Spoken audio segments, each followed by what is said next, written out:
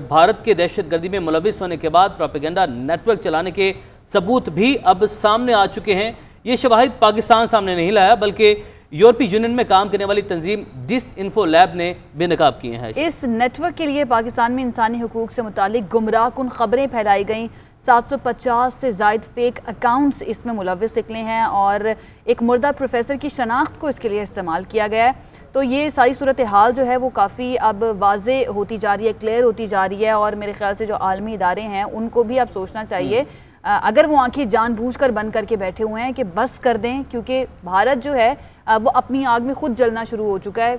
सूरत हाल आप देख लें कि क्या है, किसान जो तहरीक है वो कहाँ पर पहुँची हुई है, उसकी वजह से फॉल्स फ्लैग ऑपरेशन करने का सोच रहा है भारत। तो इससे फ़ायदा किसका होगा? दो एटमी क़ुव्वतें आमने सामने हैं, अगर कुछ हो जाता है तो फिर ये सिर्फ जनूबी एशिया की जंग नहीं होगी बल्कि ये पूरी दुनिया को अपने पूरे खिते में आयशा, अगर हम मैप इनके उठा के देखें तो पूरे खिते में जो भारत है वो इंतशार फैला रहा है। एक जानिब आप देखते हैं कि नेपाल के साथ इसका तनाज़ा है, नेपाल इससे तंग है, दूसरी जानिब चाइना के साथ इसका तनाज़ा है, वहाँ पर भी मुंह की खानी पड़ी। लद्दाख में क्या हुआ वो भी हम लोगों ने देखा।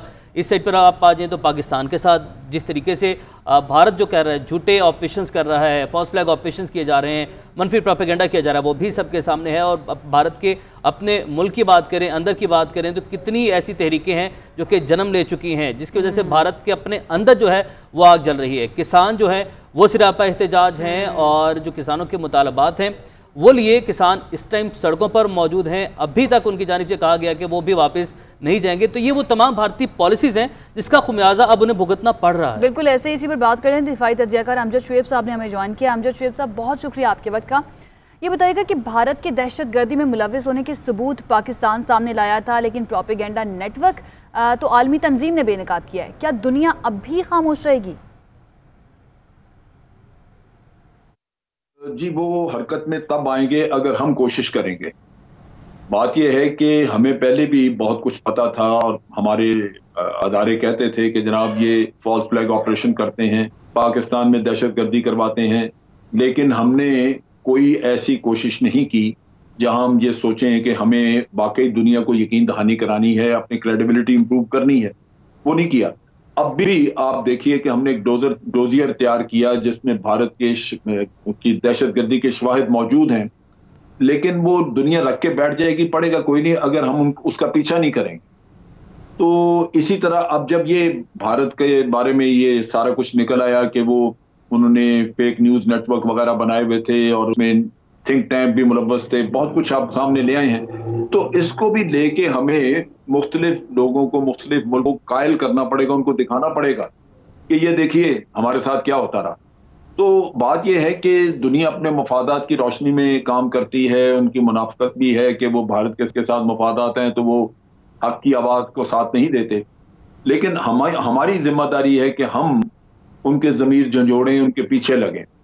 तो अब भी इस पर अगर मेहनत होगी तो दुनिया इसको एक्नॉलेज करेगी, नहीं होगी तो ये रख के बैठ जाएंगे, खत्म हो जाएगी, बात आई गई हो जाएगी। अच्छा अमजद साहब, पाकिस्तानी दफ्तर खारजा ने पहले भी एक डोजियर तैयार किया था जो सिफारती सतह पर शेयर किया जा रहा है। इस सूरत हाल में हमारे दफ्तर खारजा को किस कदर मुतहरिक होने की ज़रूरत है?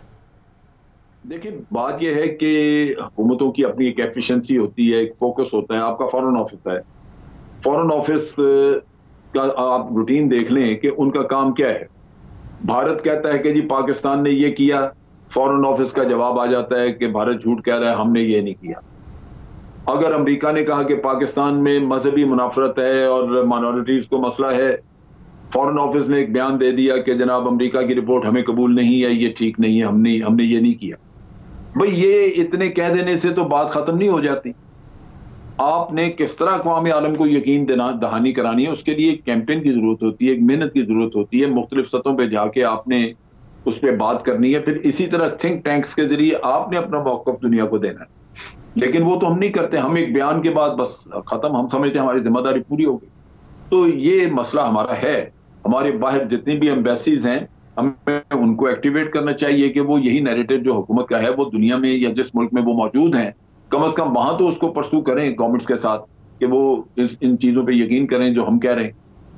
भारत के झूठ चलते रहे, आपकी सच्चाई भी मानने को कोई तैयार ना हुआ, तो ये असल कहानी है। अच्छा, भारत में जो इस वक्त एहतजाज जारी है किसानों का, भारत ने उसका इल्ज़ाम भी चीन और पाकिस्तान पर लगा दिया है। ये तो वतीरा ही बनता जा रहा है भारत का इल्ज़ाम लगाना।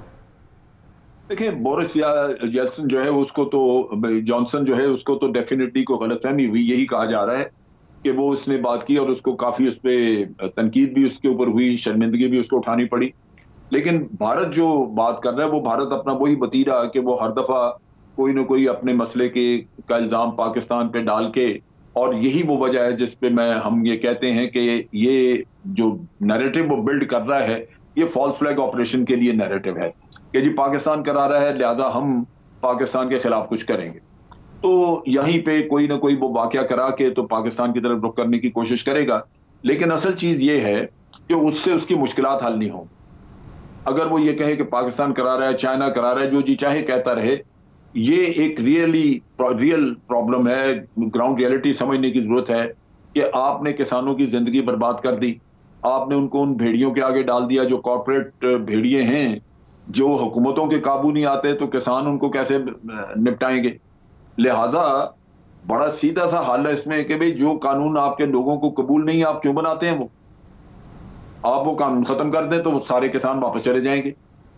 अपनी हठधर्मी से बाज नहीं आना और इल्जाम दूसरों पे आप डालें तो ये तो ठीक नहीं है।